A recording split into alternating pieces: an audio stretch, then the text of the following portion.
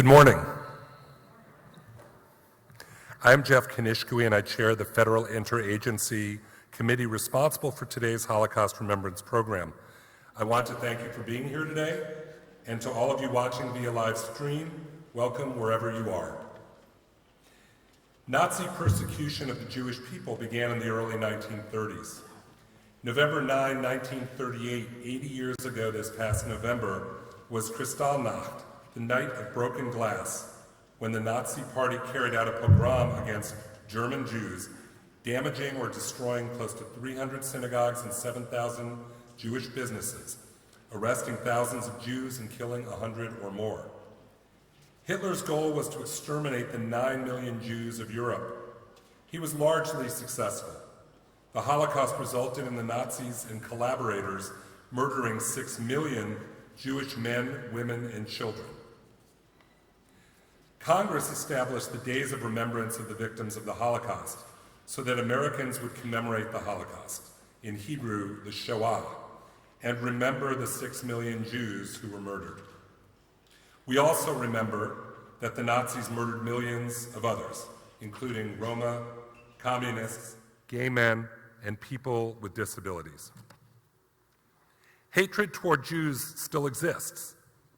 3 days ago, on the Jewish Sabbath and the last day of Passover, Jews around our country were in the Yizkor service at their synagogues, a service where we remember deceased parents and other family members. A special prayer for the Holocaust victims is included in the service. At 11:15 a.m. Pacific time at the Chabad of Poway, California, just before Yizkor was about to begin, a 19-year-old with a rifle fired shots, injuring 3 and killing Lori Gilbert Kay, who was going to Yizkor to remember her late mother. Among the injured were the rabbi and an 8-year-old girl. Sarah Bloomfield, director of the U.S. Holocaust Memorial Museum, said of Saturday's tragic shooting, "Moving forward, this must serve as yet another wake-up call that anti-Semitism is a growing and deadly menace.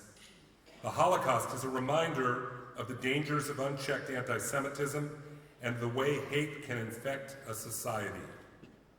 All Americans must unequivocally condemn it and confront it wherever it appears." The President, in his proclamation for these days of remembrance, asked all Americans to, quote, "honor the memory of the victims of the Holocaust and Nazi persecution by remembering the lessons of this atrocity so that it is never repeated," close quote. Simon Wiesenthal, the Nazi hunter mentioned in the proclamation, said, quote, "It is not a written law that the next victims must be Jews. It can also be other people. We saw it begin in Germany with Jews, but people from more than 20 other nations were also murdered. Today, violence in houses of worship motivated by religious or racial hatred affects Jews, but others as well. 11 shot and killed last October at the Tree of Life Synagogue in Pittsburgh. 9 black worshipers shot and killed in the Emmanuel African Methodist Episcopal Church in Charleston, South Carolina in 2015. 50 worshipers shot and killed at 2 mosques in New Zealand. And earlier this month, hundreds of Christians were killed in bombings at churches and elsewhere in Sri Lanka. This past weekend's killer indicated he was inspired by the Pittsburgh Synagogue and New Zealand mosque massacres. All of these are on an entirely different level of magnitude than the Holocaust. Collectively, though, they are sad reminders of what hate can produce. The words "never forget" are often used in association with the Holocaust. Why never forget? There are a number of reasons, but one is to pay respect to the survivors by being there for them now, by listening as they share with the world what they witnessed and endured, and by so doing, hopefully learn that it is our responsibility to act in the face of evil, not stand by as so many did back then, so that we never see such suffering and loss again. Shortly, we will have the privilege of hearing from two men who, as boys, became Holocaust survivors. We are all so fortunate that they lived to be with us today and to share their journeys and wisdom with us. There are a number of people I wish to recognize who are here with us today.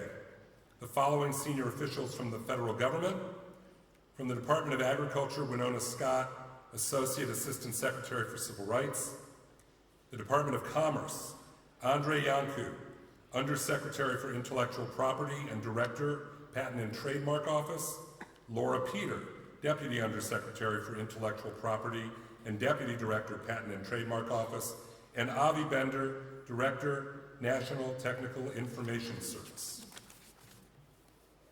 I didn't turn this off. Department of Education, Philip Rosenfeld, Deputy General Counsel for Program Service and the Secretary of Education's appointee to the U.S. Holocaust Memorial Council. Department of Treasury, Sigal Mandelker, Undersecretary for Terrorism and Financial Intelligence, and David Eisner, Assistant Secretary for Management. Environmental Protection Agency, Office of Mission Support, Donna Vizian, Principal Deputy Assistant Administrator, and Wesley Carpenter and Vaughn Noga, Deputy Assistant Administrators. Federal Labor Relations Authority, Colleen Duffy-Kiko, Chairman. Merit Systems Protection Board, Tristan Levitt, General Counsel, and William Spencer, Acting Executive Director. And National Labor Relations Board, John Ring, Chairman, and Office of Special Counsel, Henry Kerner, Special Counsel, and Ellen Shubin-Epstein, Principal Deputy Special Counsel. I also want to recognize representatives of two important organizations with us today: Chelsea Berlin, Director of Community Engagement for HIAS, and Serena Woolrich, founder of All Generations. So can we give a nice round of applause for all of our special guests?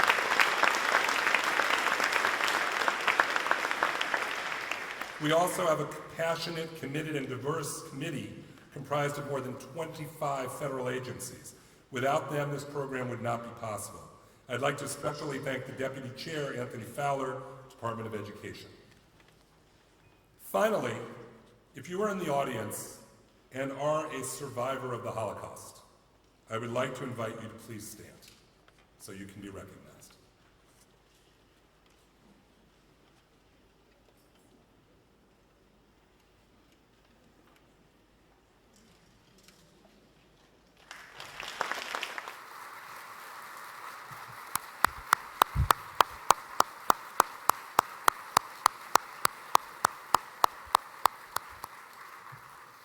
And if you are a child, grandchild, or great-grandchild of a Holocaust survivor, I would like to invite you to please stand as well.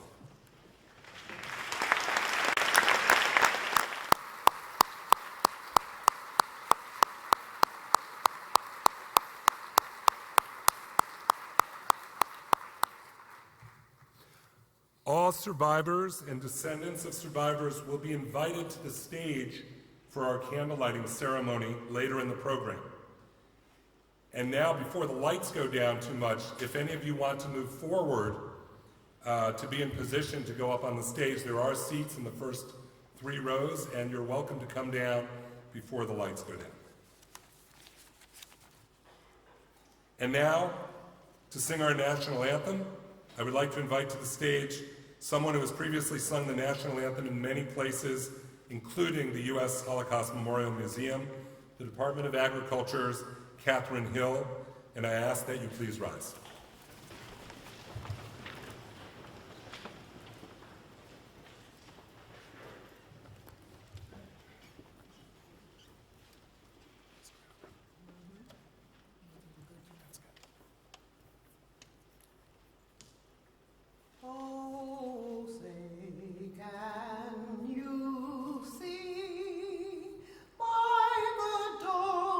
Early light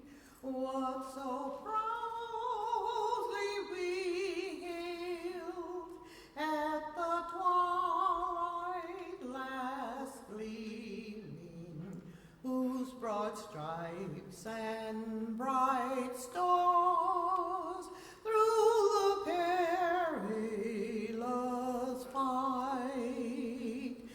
On the rocket's journey, gave proof through the night, and I proved the freedom on the race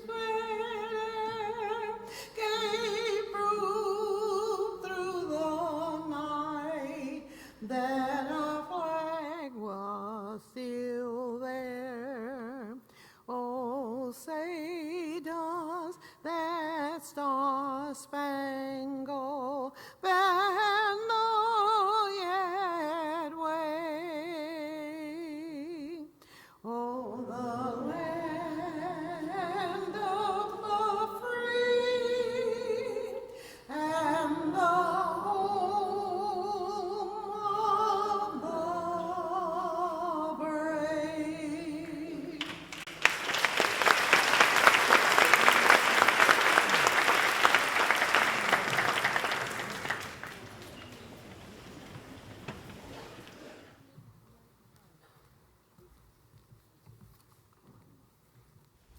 We are extremely fortunate to have Scott Miller serve as moderator today and also to provide some context for the conversation he will have with our two Holocaust survivors. Mr. Miller's career with the U.S. Holocaust Memorial Museum spanned 30 years until his retirement in January. He is one of the world's experts on the ill-fated journey of the St. Louis, and he co-authored a book on that subject. Our program tells you more about his distinguished career. Our moderator, my friend Scott Miller.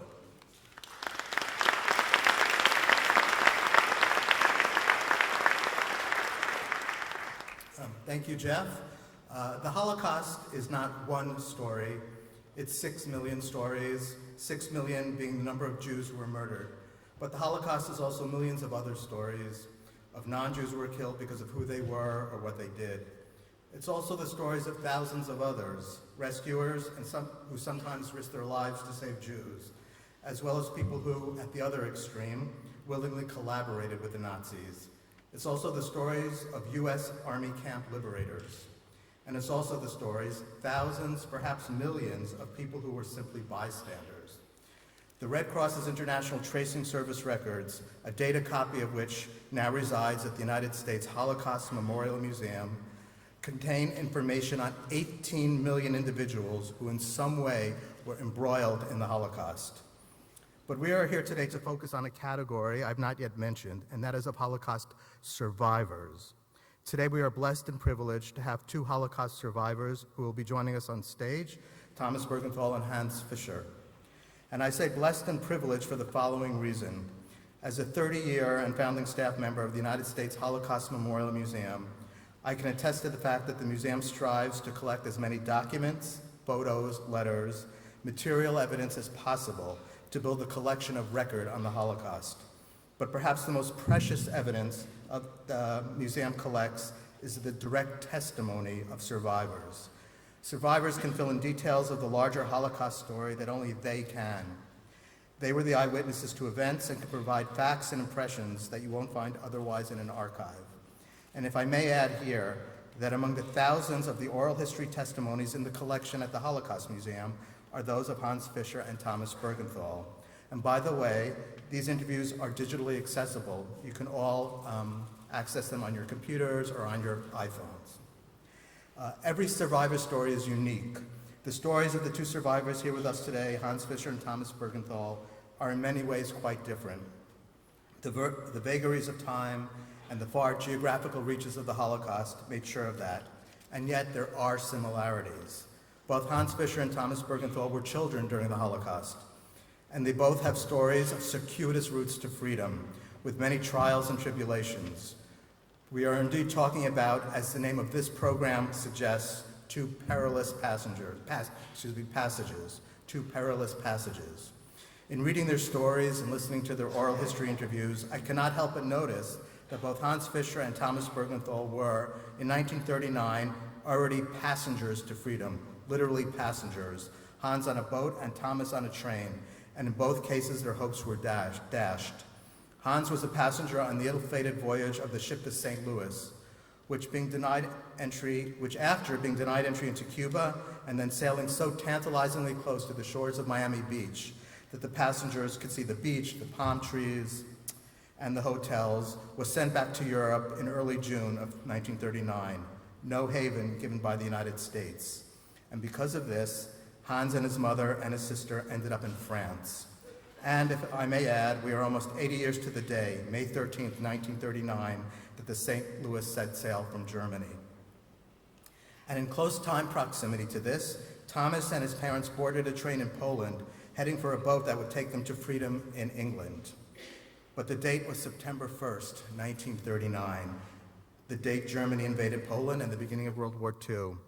The train was bombed by the Germans, and because of that, Thomas ended up in Auschwitz.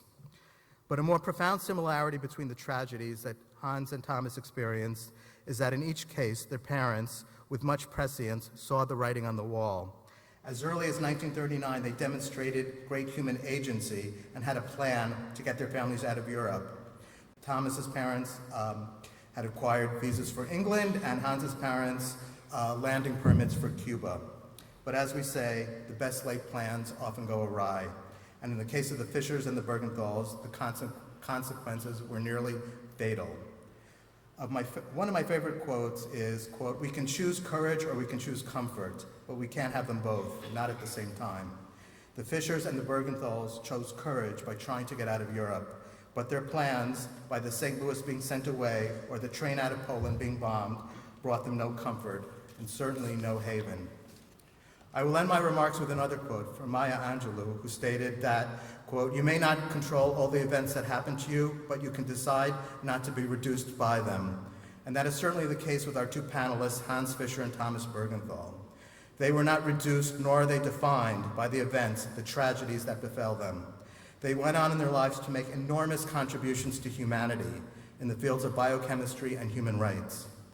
And yet we're here today to hear the totality of their life stories, of their experiences, especially their childhoods, uprooted by Nazi racial policy.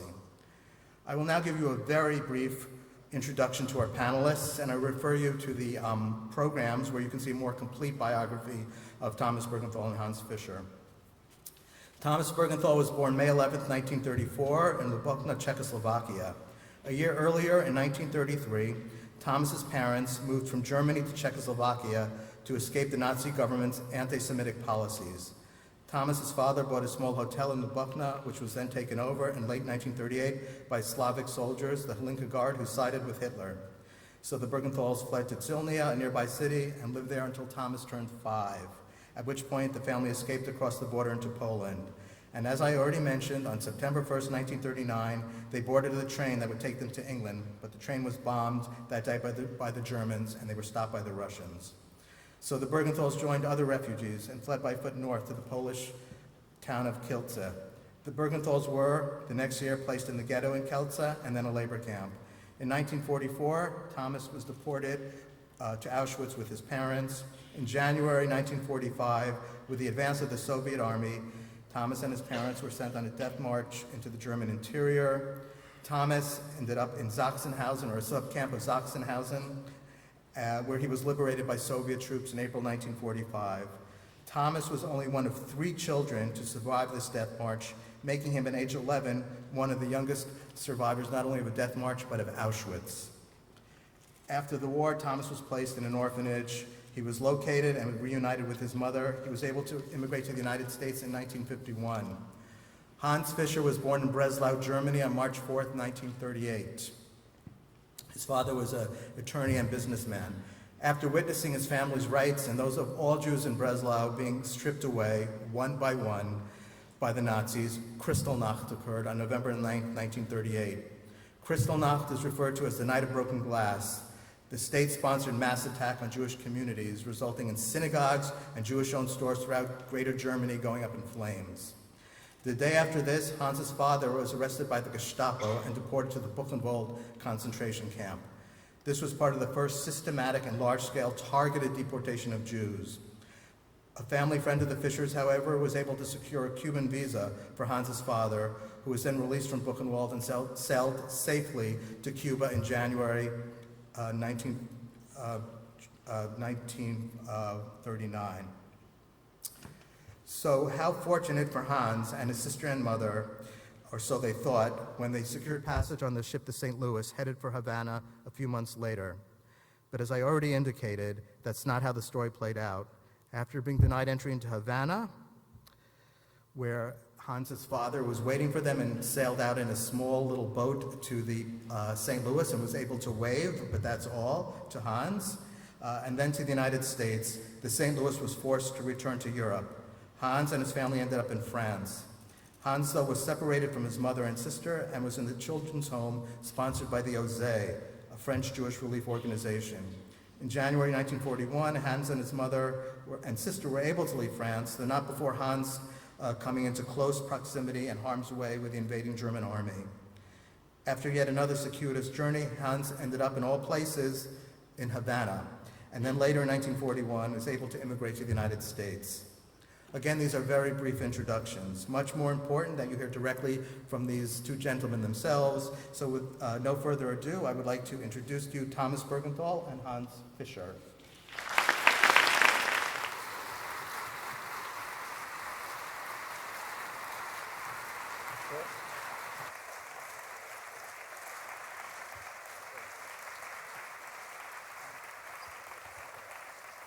I can't have that light into my eye.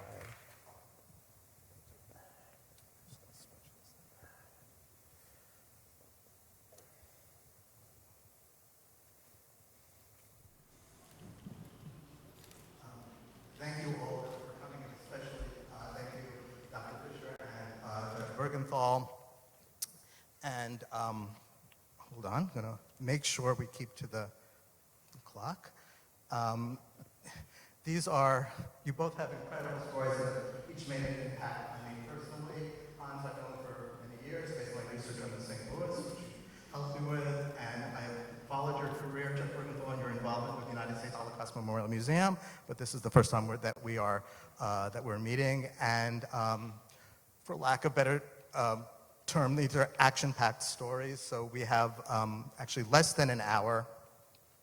We have around 50 minutes, so I will hope we can fit this in. Thank you again for coming. I'm going to start with Hans. When I introduced you, I went alphabetical, Bergenthal, then Fischer. But in the interview, we're going to go chronological. And Hans was born in 1928, 6 years before Thomas, if I may call you by your first names, in 1934. So we're going to start chronological, and I will be going sort of back and forth.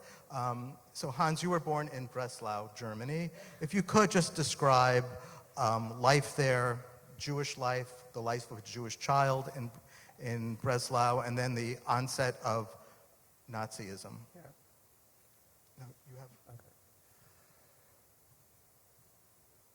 I went to a Jewish day school and had very little contact with non-Jews as a small boy. When I remember being about, let's say, 6, 7 years old, we were often in danger of being beaten up by so-called Hitlerjugend, Hitler Youth. Some of these boys actually lived in the same building where my family lived. And so we always were very careful when we got out of school that these boys would not be able to come in contact with us, because if they did, they were bigger and older and they would beat us up. And of course we didn't want to be subjected to that kind of harassment.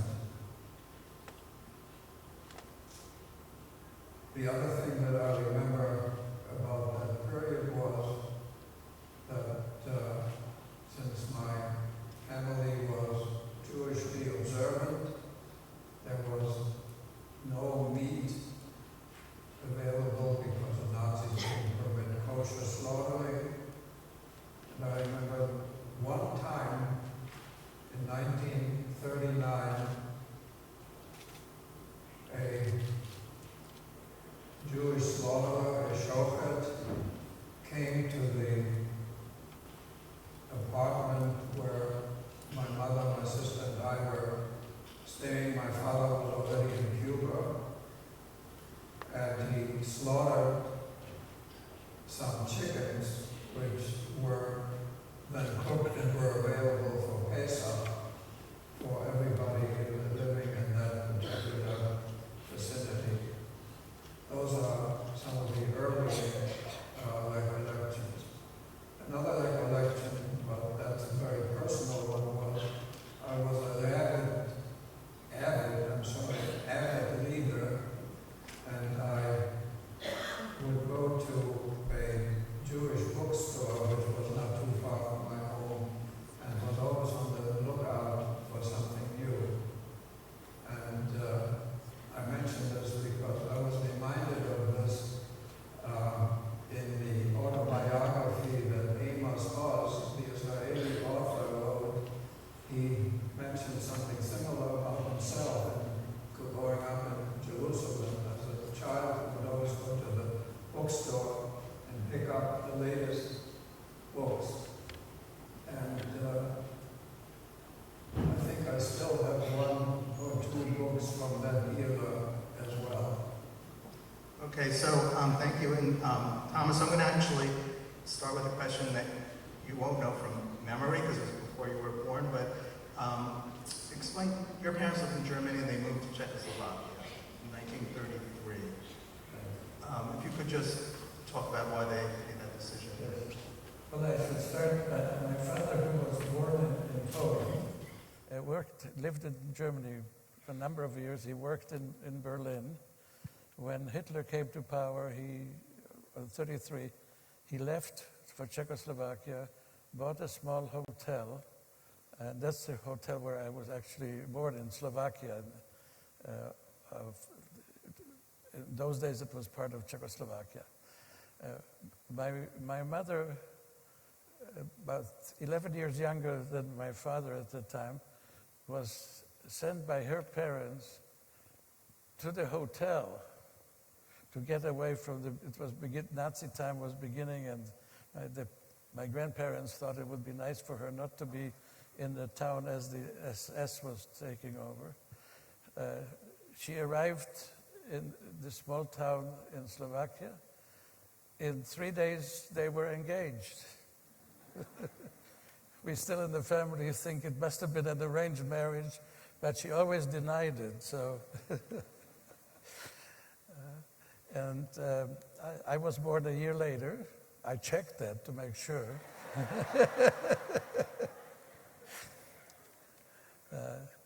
In 1934, and then really from what I remember, and I remember very little of that time, of course,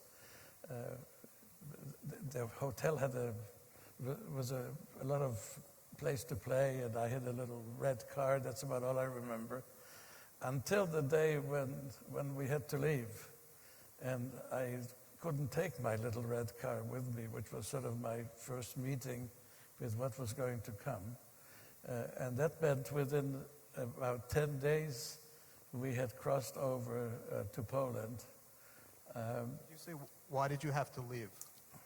Yes, well, what happened was, first of all, our hotel was confiscated, and since my father was not Slovak, basically he was told to leave.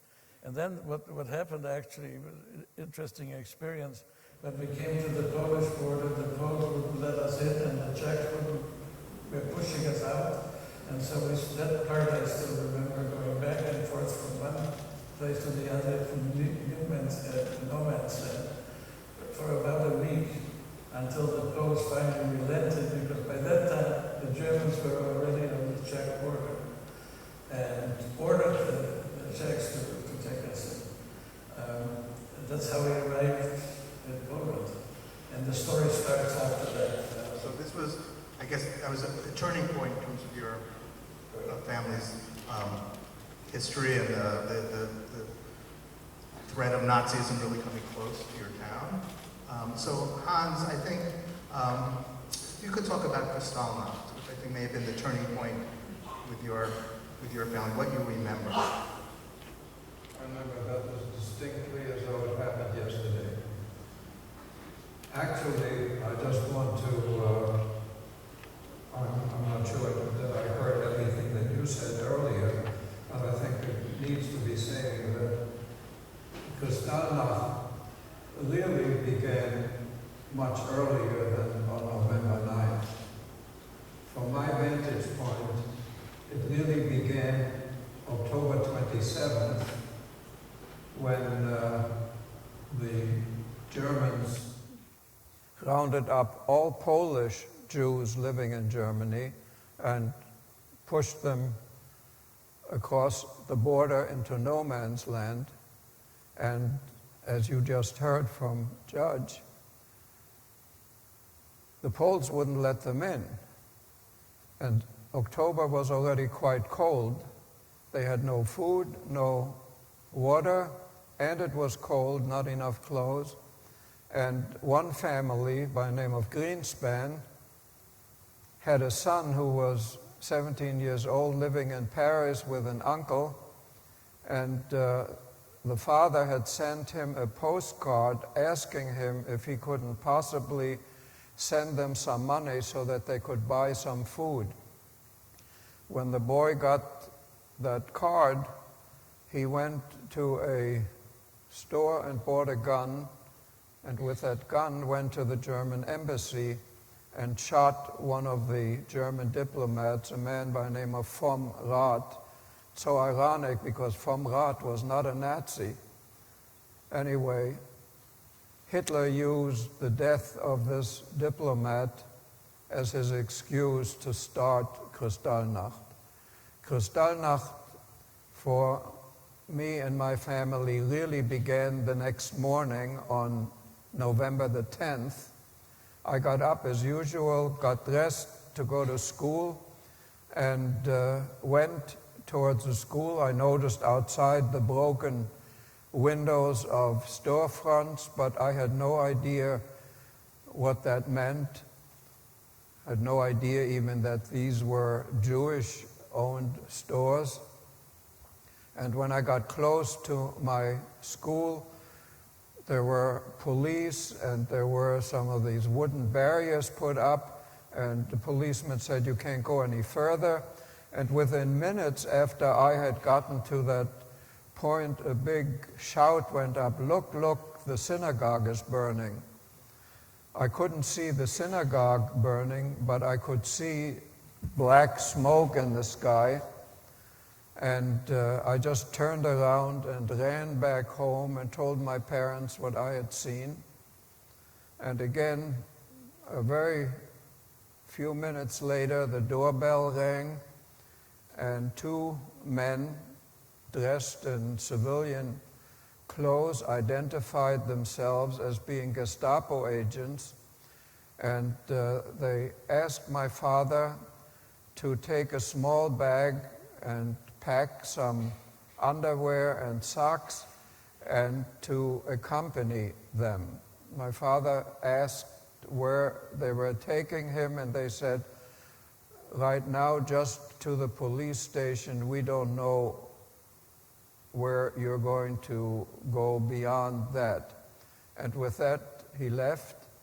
Again, just a few minutes later, the doorbell rang violently, this time again and again. And when I opened the door, there were two SS men in their black uniforms with boots, and they came into the apartment yelling, screaming, "Where are you hiding your weapons?" They opened drawers, they went to bookshelves, tossed everything on the floor, made an enormous mess, all the time shouting anti-Semitic words. This went on for maybe 15, 20 minutes, and then just like that, they just kicked some of that stuff around with their boots and went to the door and left. at which point my mother called my father's best friend, who was a lawyer, and told him about it. And he went into hiding and was not picked up by the Gestapo. And this was very fortuitous because this friend was able to, and my father was taken together with the other Jews in Breslau to the concentration camp Buchenwald. And this lawyer friend of his was able to get him out in January of '39 because he had been a veteran of the German army in World War I. And at that time, they honored his having been a veteran of the army, and so they let him out, provided that he leave within a week or so. And he left on January 19th, 1939 for New York, and from New York, in New York he got a visa for Cuba and went to Cuba. And then, of course, the rest of the family, my mother, my sister, and I were to follow him, and as bad luck had it, I came down with scarlet fever, and so we could only leave when I had recovered from that. There were no antibiotics yet at that time, and so we ended up on the St. Louis. So that is a great ending point for right now, to keep people in a little bit of suspense. And I just want to turn to Thomas. So you got into Poland finally after the back and forth, and then Yes. what happened? We got into Poland. The Germans had not yet marched into Poland.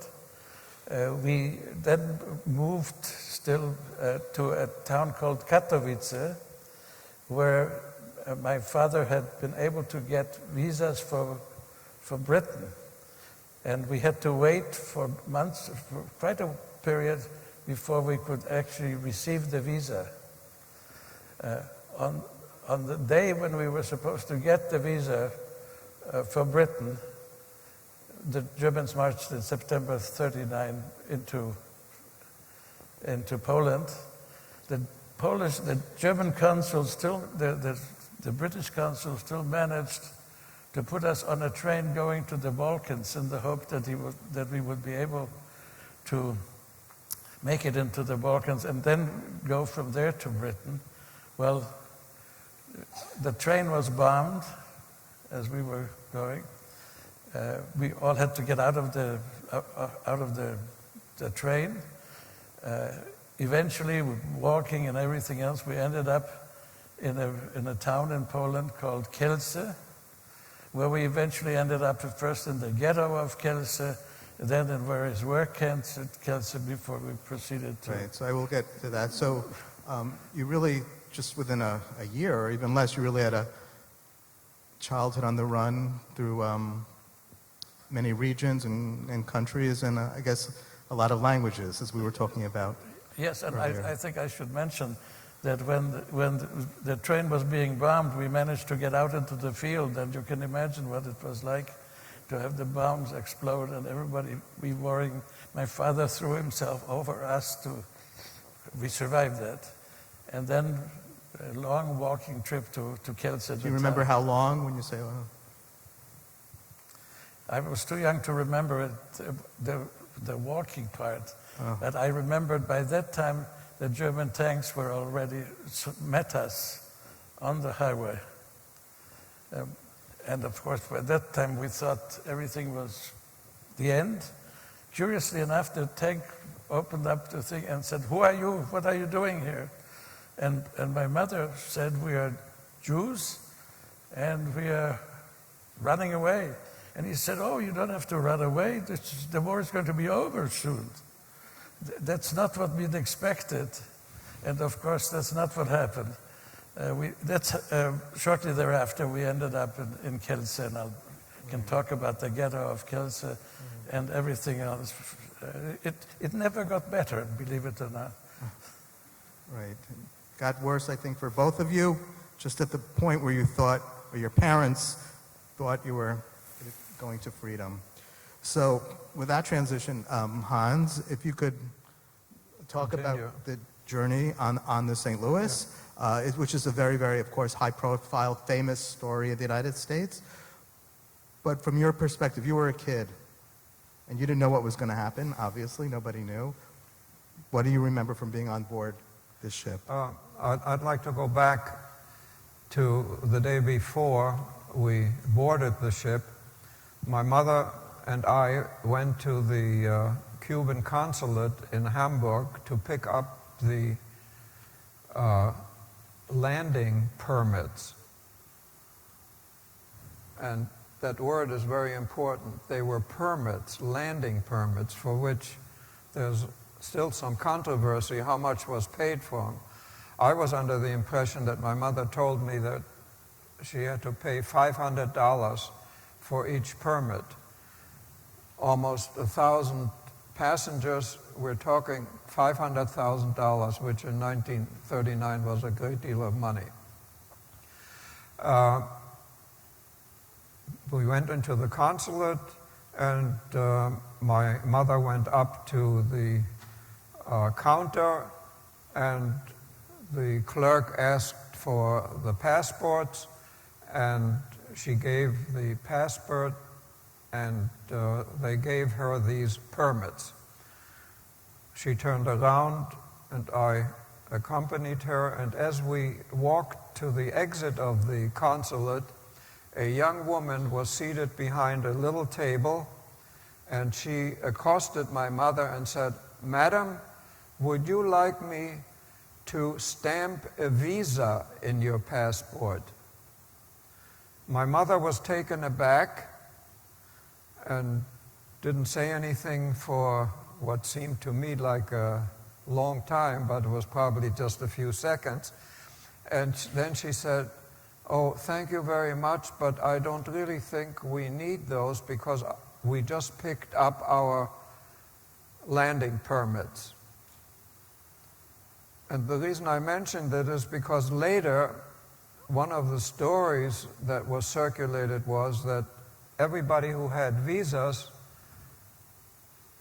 was going to be permitted to get off in Havana. That is true. There were 22 Jewish passengers Yes. who bought visas for a lot more money, Yeah. and they were in fact able to disembark in Havana. But that's, of course, total nonsense because the 22 that got off had very good connections because they were relatives or friends of, I forgot his name now, I have it written down, Annenberg, of Walter Annenberg, who was a very important man. Later on, he was the ambassador under President Reagan to Great Britain.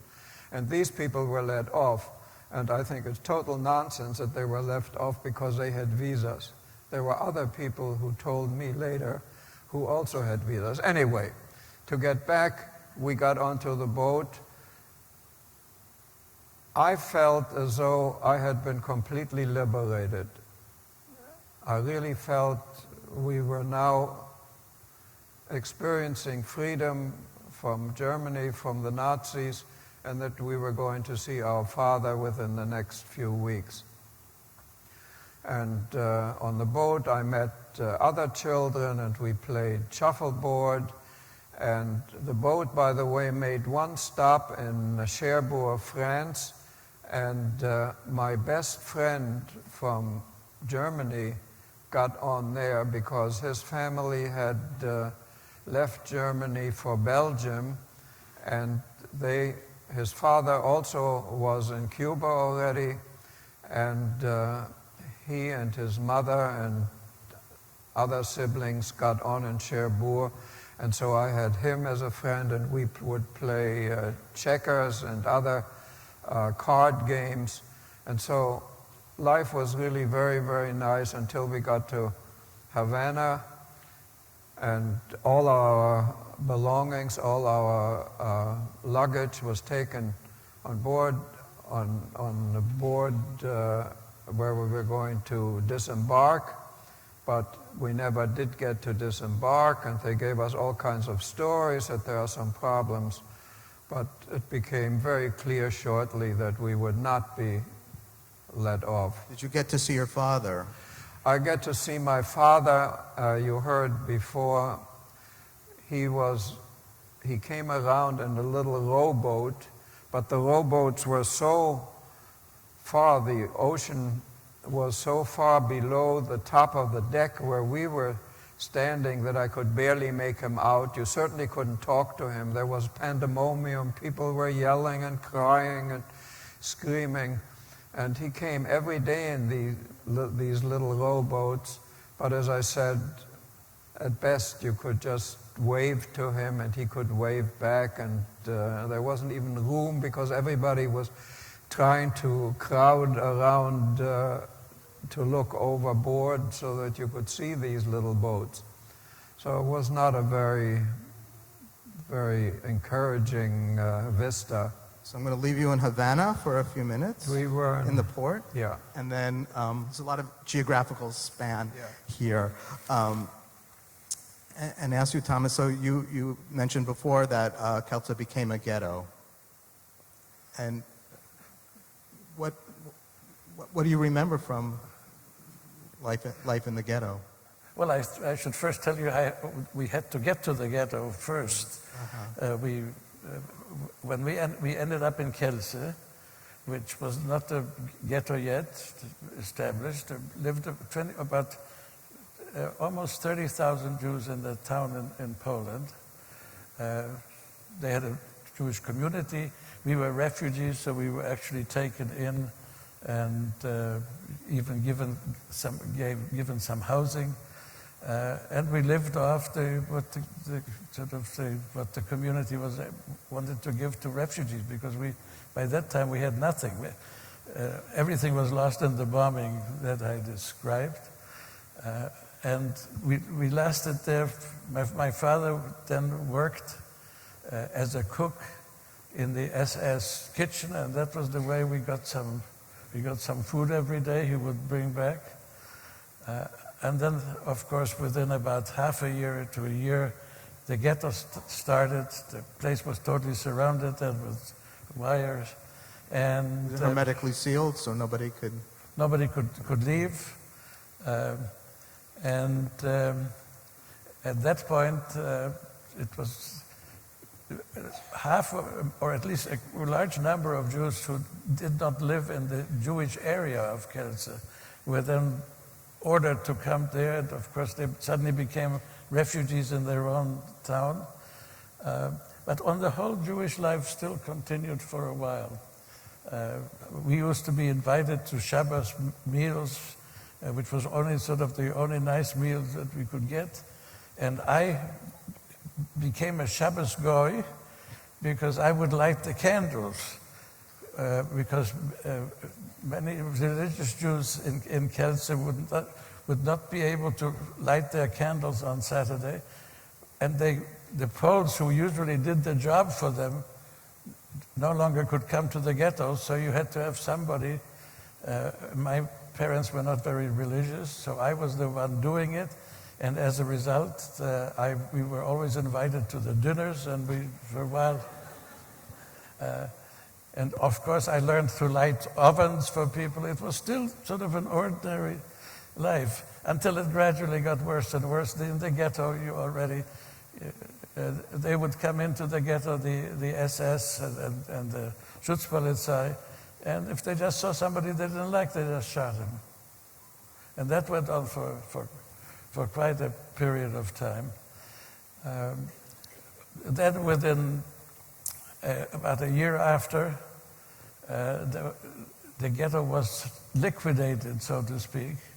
And what that meant basically was that most of the people in the ghetto, including my grandparents, whom my father managed to bring from the Warsaw Ghetto to Kielce, ended up in Treblinka. So out of about 30,000 Jews in Kielce. Can I ask you about your grandparents? Well, I'll get to it because my grandparents were brought to Kielce, and at that liquidation of the ghetto, then ended up in Treblinka, murdered. on arrival. But I still had a chance about a few months when I still met my grandparents properly. And I remember that like it was yesterday. Well, what is important to realize that from the ghetto, out of this about 30,000 Jews, there were just 2,000 of us left. Everybody else went to Treblinka, where you were basically killed on arrival. And for us, then started various work camps and other camps. As a child, it meant that you continuously ran the risk of being selected for execution all along the street. Of the many children I was with in Kielce, only 3 of us survived the ghetto. And then, we, the 3 of us, eventually ended up in Auschwitz. So it gives you some sense of what it was like. First, in the ghetto, from the ghetto, there was one selection. Most children already went. Then from the smaller ghetto, another selection.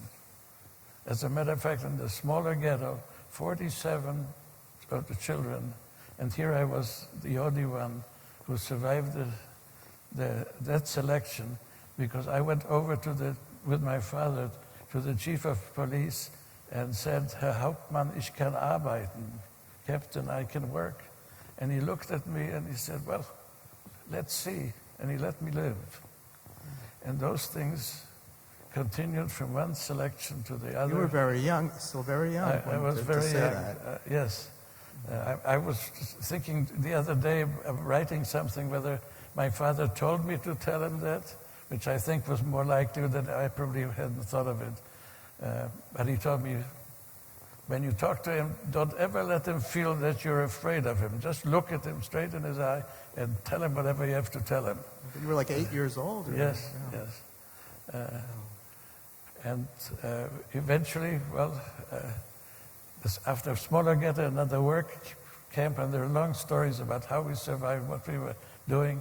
I became an errand boy of the commandant of one of the camps because I could speak Polish and German. And The then, advantage of being a refugee, you learn refugee. a lot of languages. But what was interesting in the one work camp, I was the errand boy of the commander, and he had a hat with a feather, a sort of Bavarian hat. But he used to, whenever he walked through the factory, he just was beating everybody who was not working. So I used to run ahead of him and go like this, which everybody knew is coming, then everybody worked harder. So I had those little jobs. Okay. I even learned to ride a bicycle in this period of time. I used to have to move the SS bicycles to visit him to the bicycle stand. And as a child, regardless of what it was, I even learned how to ride a bike that way. Oh, wow. This was all before Auschwitz. Okay, so before we learn about that deportation and being in Auschwitz, we're going to go back to the Western Hemisphere, and so you're in the port of Havana. The ship's sort of lingering there, languishing. What happened next? What do you remember? Well, first of all, the boat actually never dropped anchor in the port of Havana. The Cubans already had anticipated not letting us in, and so the boat was anchored off something called Morro Island. And I think we were there 1 week, and after 1 week, on a Saturday, I remember, at noon, suddenly the boat started to move, and it moved away from Cuba, and as you heard before, went to off the coast of Florida. We saw Miami, and Did it look beautiful? What do you remember? I remember dreaming that maybe we might be lucky and we might be getting into Florida, but that of course never happened. Telegrams were sent to Roosevelt, to Prime Minister Mackenzie King of Canada, but none of them reported or answered positively. And the Coast Guard showed up, and I still remember somebody from the Coast Guard shouting over one of these bullhorns to the officers on the St. Louis and telling them to get out of U.S. waters into international waters. And a very short time after that, the boat actually left and started slowly towards Europe again. What was the mood like? The mood was very somber. I also should add that on this way back, the food was sparse and not at all what it had been like on the way over to Cuba. Was the same thing every day. I don't remember exactly what it was, but it was not a luxurious meal of the type that we had the other way. And basically, we were all just waiting to see if there might be some word of where we might find refuge. And I don't remember exactly when, but at some point we heard that the Joint Distribution representative in Europe, Trevor Roper, had been able to arrange for Belgium to take in about a quarter of the passengers, and shortly after he had been able to get that agreement with Belgium, England, France, and Holland also each agreed to take a quarter of the passengers. And so we at least felt some relief that all wasn't lost, that we weren't going to go back to Germany. That's what everybody was afraid of. And so the boat went back to Belgium, Antwerp, dropped anchor in Antwerp, and I think just by pure lot, people were assigned to these 4 countries, Belgium, Holland, England, and France. And you had no way of knowing then that No. 3 out of those 4 countries would be under Nazi rule within a year. No, we didn't know. We didn't know that war would break out on September 1st. And my immediate family, that is my mother, my sister, and I, ended up in France. And we were transshipped. We were put on another boat, which went to France, and from France it went to England. So all the people that were assigned to France and England were put on this other boat. The people who stayed in Belgium, of course, got off and took a train to the capital, Brussels. to Brussels. And also the people who were staying in Holland also got on a train. And they actually were the most unlucky ones, the ones who went to Holland, because there had been some sports event in Holland for which, as we do here too and other countries do, they had built a little village for the athletes, and that had just been vacated, so the Dutch put the passengers from the St. Louis into this little village. And when the Nazis invaded Holland, when war broke out, they had all the Jews together there and shipped them to Auschwitz. So that was very terrible. And of course, the lucky ones were the ones who went to England. Right. Because they all survived. And so you were not in the unlucky or lucky category. You were somewhat in the middle. Yeah. So I'll get back to France. Yeah. So what do you remember from being the deportation to Auschwitz and the arrival at Auschwitz? Well, what was interesting about the arrival in Auschwitz was that we were told in Kielce that the train was going to go to Germany to work. So all of us who'd been in this work camp thought, well, we're going to Germany to work. At least they're not going to ship us to Auschwitz or some other camp. And on the train was going west. And my father, who knew that area very well, said, it's going west. And then he said suddenly, it's no longer going west. It's going to Auschwitz. And of course, you can imagine what the atmosphere at the time. I remember my father took a big sip of vodka that he had to just strengthen himself. When the train was going through into Auschwitz,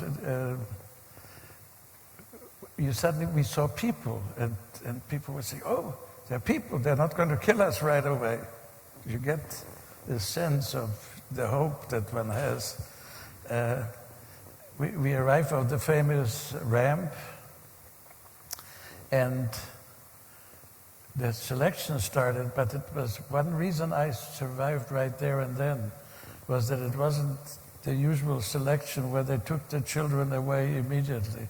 They just separated my father from my mother. My father and I were together, my mother going into the other camp. And because we were coming from a work camp, they assumed that there were no children in the transport. So I always said I was lucky to get into Auschwitz because we managed to get in without any problem. And then you went through the usual thing.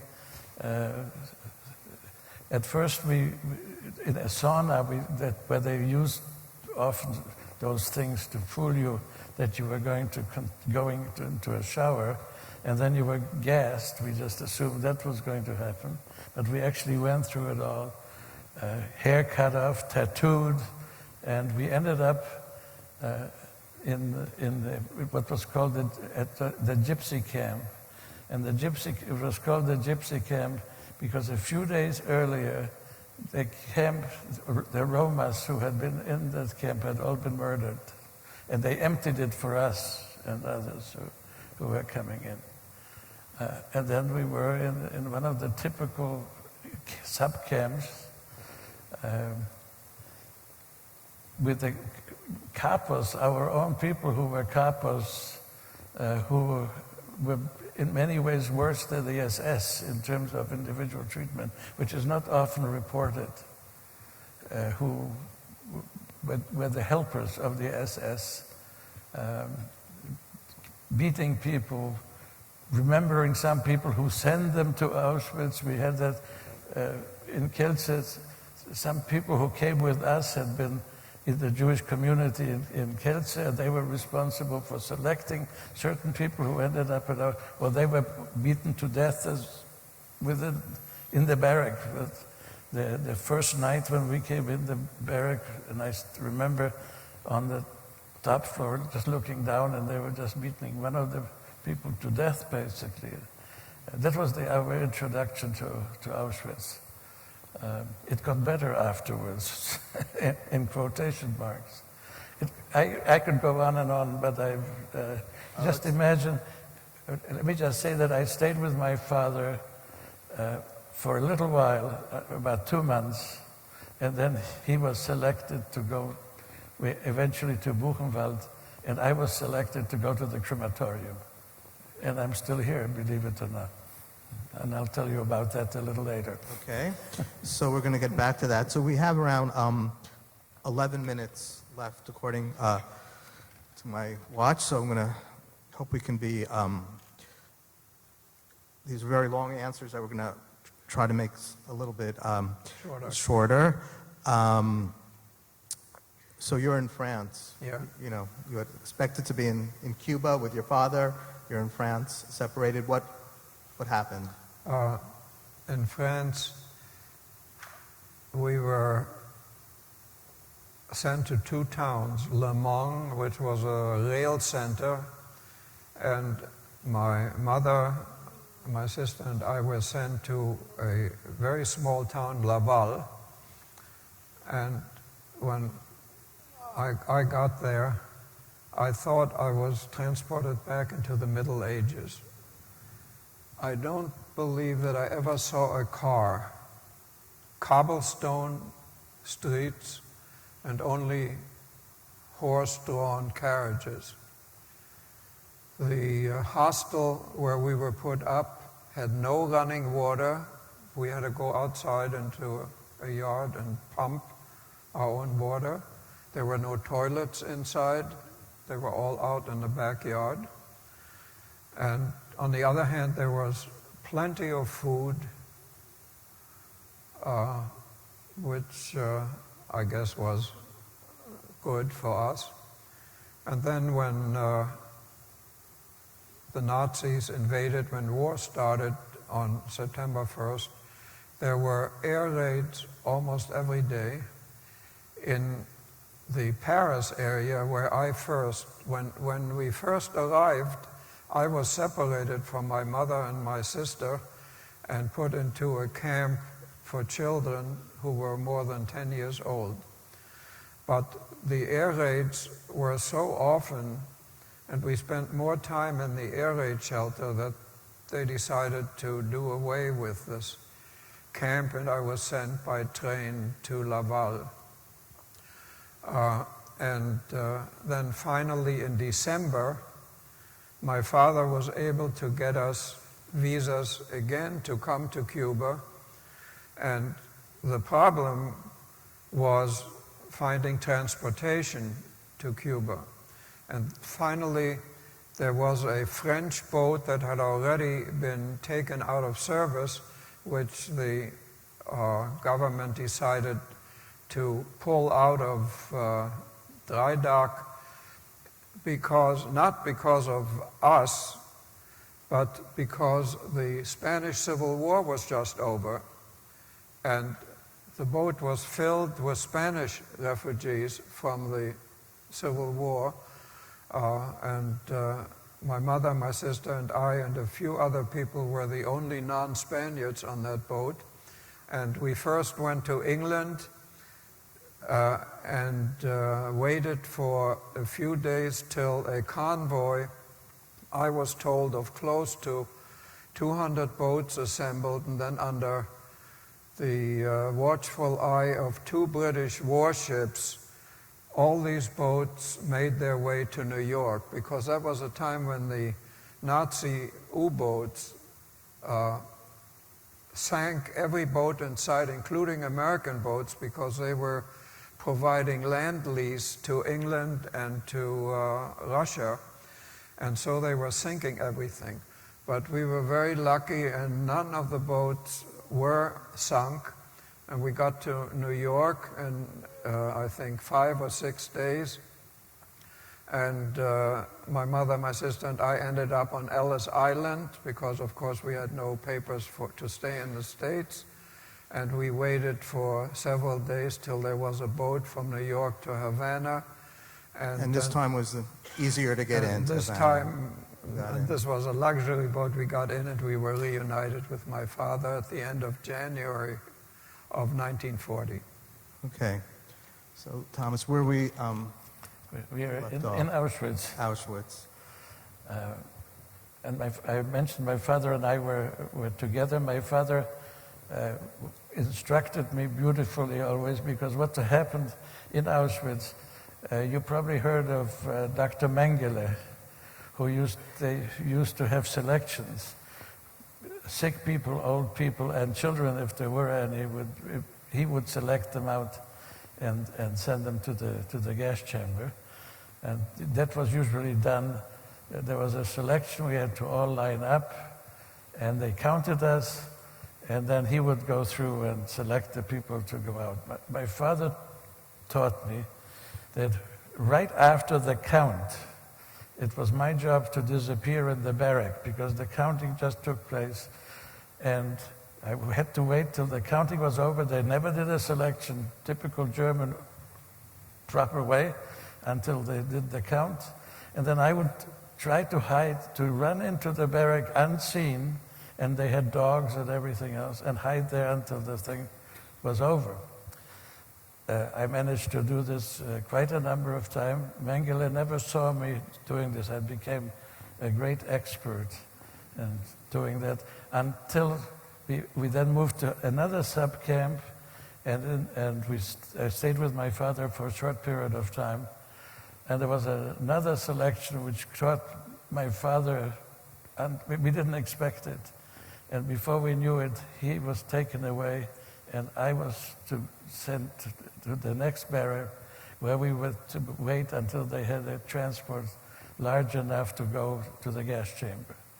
And we waited there. I tried to run away 3 times, was caught, beaten, and then they didn't have enough of us, so they decided to send us to the infirmary to wait till they had a larger group.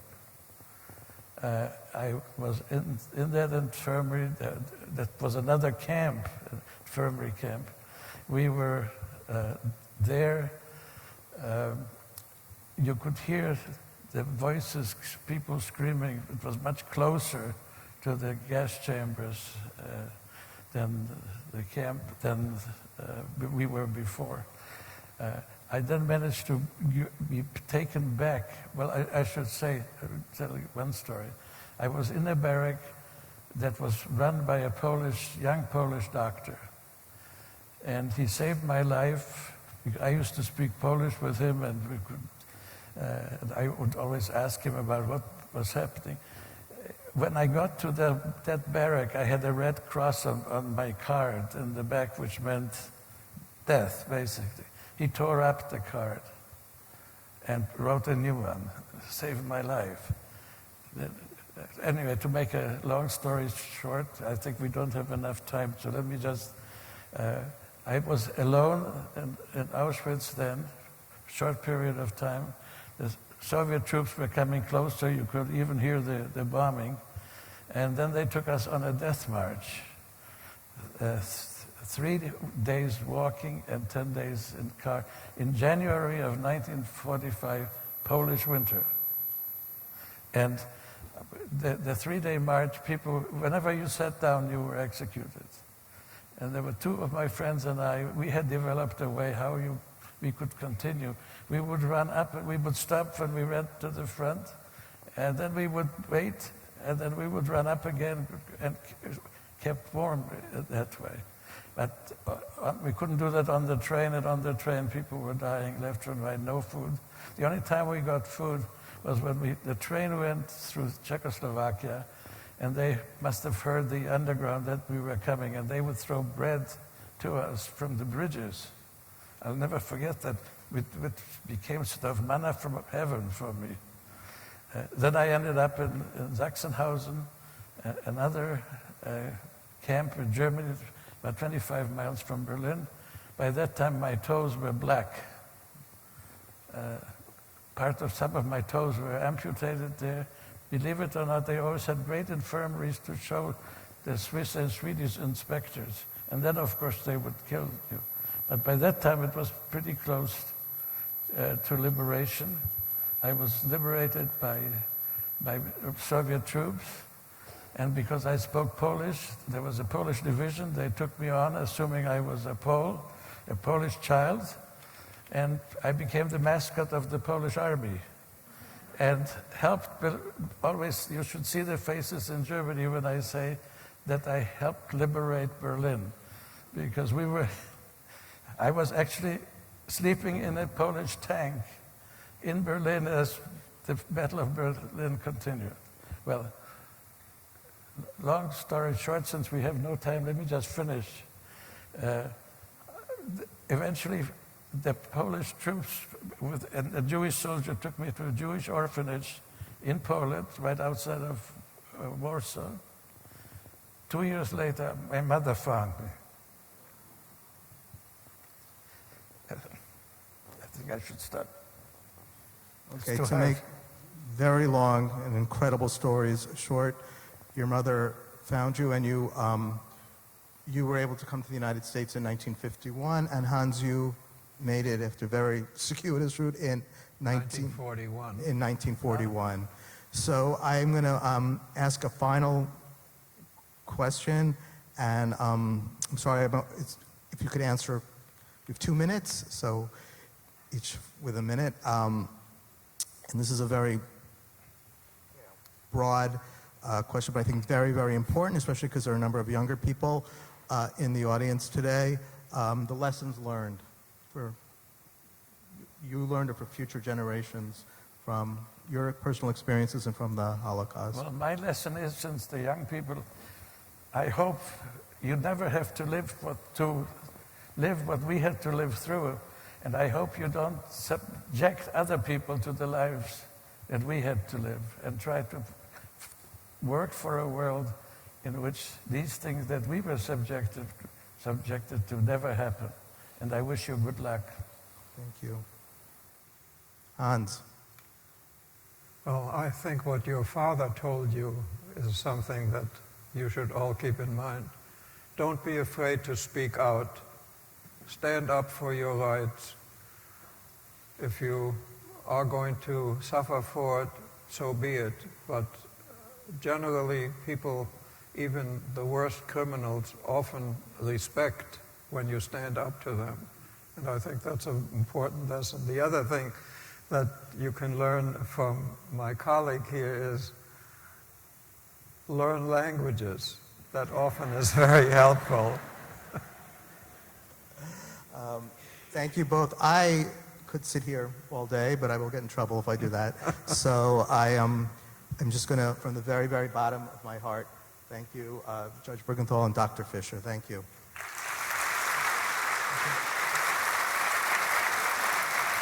Get up. Yeah.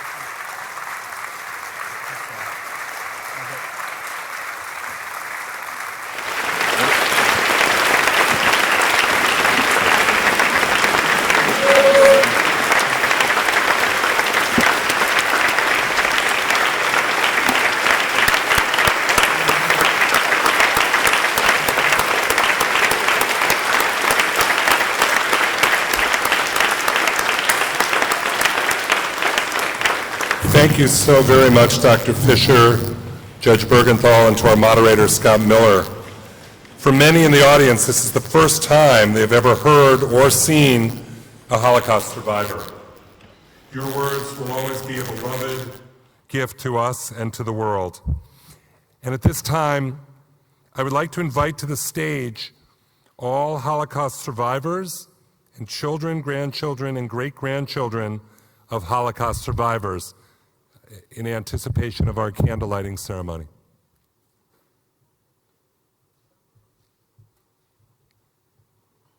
You can go up on either side and people will lead you to the stairs. At this time, I would also like to invite the candle lighters to the stage.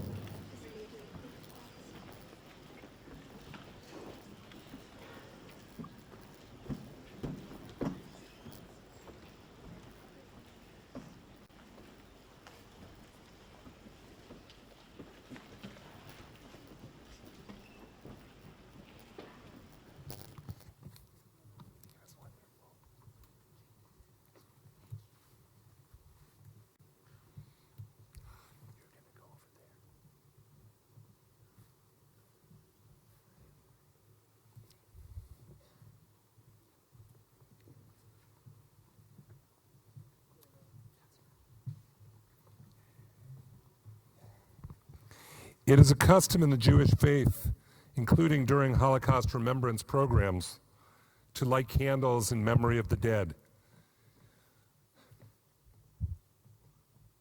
Candles have a long history as memorial lights and as symbols of life. At Holocaust remembrances, 6 candles are often lit, 1 for each of the 6 million Jews murdered in the Holocaust.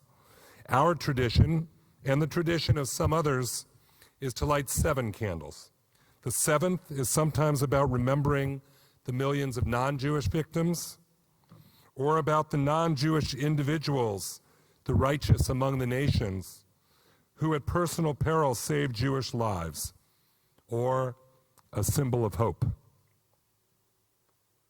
We now light those candles, after which there will be a musical tribute by Holocaust survivors and their descendants on the screen.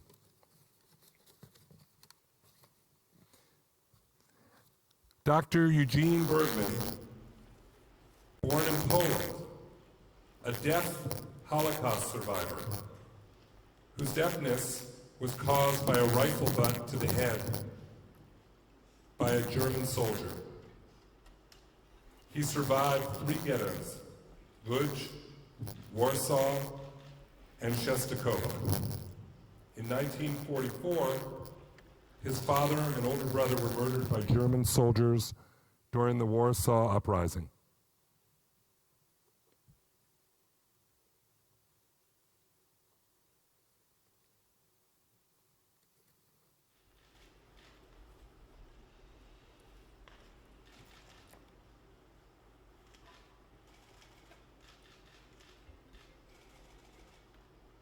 Sigal Mandelker. Both her parents survived the Holocaust, narrowly avoiding death by spending parts of the childhood underground in the forest and elsewhere in constant fear for their lives as they tried to escape the Nazis. 3 of her grandparents either were killed or died as a result of the Holocaust.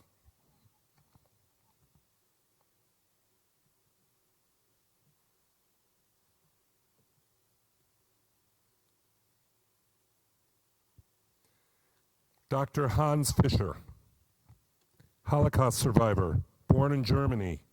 He was turned away by Cuba and the United States in 1939.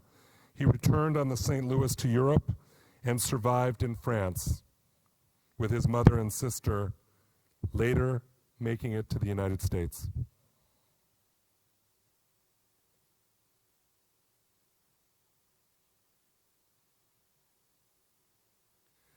Judge Thomas Bergenthal, Holocaust survivor, born in Czechoslovakia. He survived Auschwitz and Sachsenhausen concentration camps, as well as a 3-day death march from Auschwitz. He was the 2015 winner of the Elie Wiesel Award, awarded by the U.S. Holocaust Memorial Council.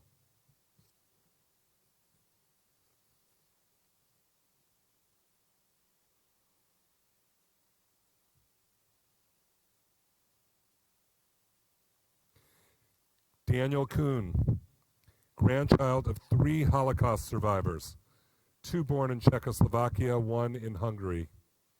He lost family to the Nazis, including in Auschwitz. His grandfather, Alex Kuhn, survived a death march to Mauthausen.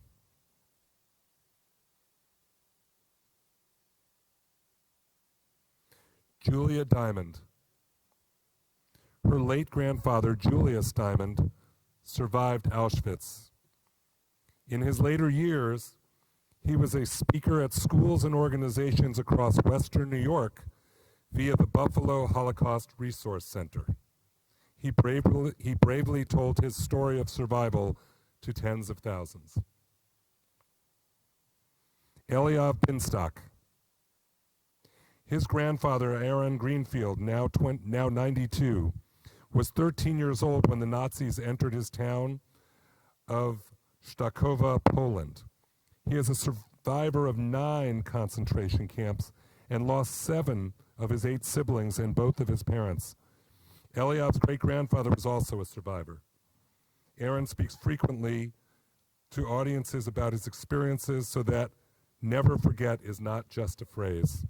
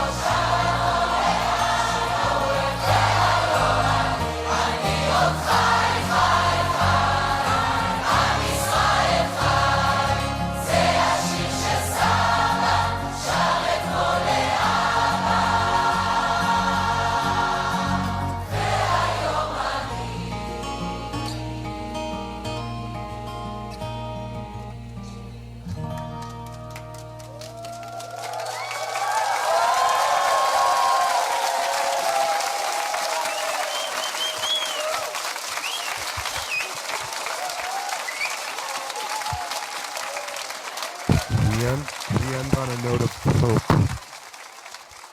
We end on a note of hope. It's an amazing sight seeing all you up here. So thank you for being here. And we want to just thank all of you for supporting this program. And I know you'll have a lot to talk about and to remember after today. So thank you all very much. Goodbye.